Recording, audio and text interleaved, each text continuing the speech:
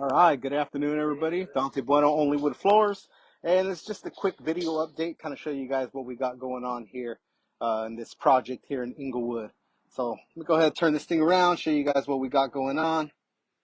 So the floor is pretty old. I showed you guys all the wear and tear earlier, some of the repairs we've already done.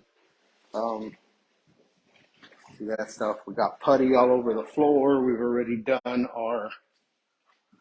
already put putty all through that side over there. We're just getting everything ready, doing our changes and stuff, getting ready to basically put putty on this side, but kind of blends in. Old floor, steps already have been scraped, so that's good. Most of the upstairs is already done, so you can see all the wood and stuff here, but this has been sanded already. Everything looking really, really good right here.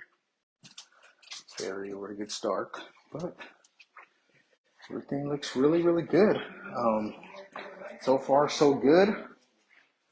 Fortunately for us downstairs, the wood is a little on the thin side, so I have to show a lot of love with some of this putty, but I'm expecting to see something a lot better once everything dries and we sand it with the 100.